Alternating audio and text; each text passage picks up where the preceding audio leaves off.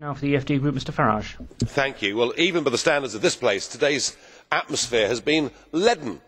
You know, a great global political leader, Mr Barroso, comes along, and out of 750 members, 44 people turn up to listen. Why is that? Well, I've noticed something. I've been here 15 years, but in the last 5 years, something really big has changed. The European dream is crumbling, absolutely crumbling.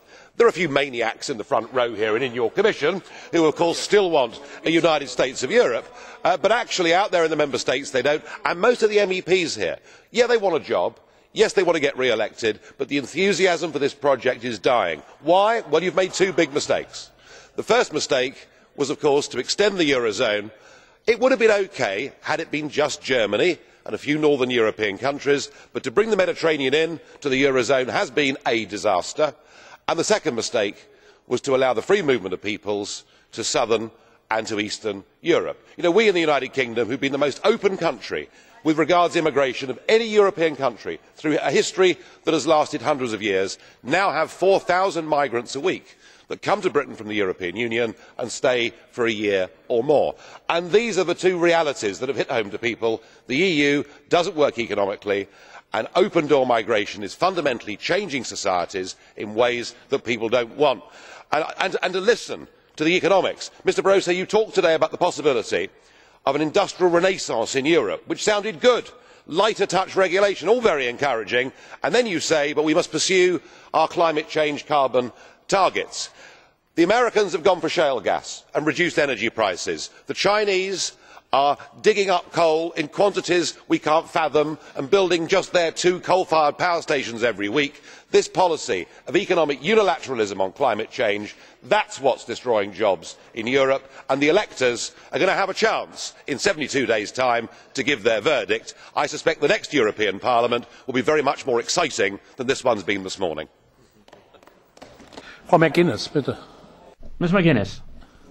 Mr Farage, I hope you will answer my question, please. You talk about excitement in politics and a leaden debate. With the greatest of respect, I don't want excitement in politics. I want people who work. Will you please commit to stay in this chamber and listen with respect to the responses of those who will be here? Your practice in the past has been to walk out. And could I say that you say that the enthusiasm for the EU is dimming? I think enthusiasm for UKIP is dimming. Well, had there been a proper question there, I might try to answer it. Euroscepticism is growing right across the European Union. Nobody here, not even the maniacs that believe in the project, would question that. It's coming in all shapes and forms. It's on the right, it's in the centre, and it's on the left. And the reason, of course, and you come from Ireland, so you should know better than anybody, the reason, of course, is that actually no one's ever given consent for a political European Union. The French clearly, followed by the Dutch, rejected the Constitution, and they rebranded it as the Lisbon Treaty, and only one country had a referendum on that. That was Ireland, and the people of Ireland rejected it. So you can't tell me there is popular support for a United States of Europe. Mrs Reding may believe it, Mr Barroso may believe it, one or two in the front row may believe it, but the peoples of Europe don't believe it. Das Wort hat jetzt the next speaker,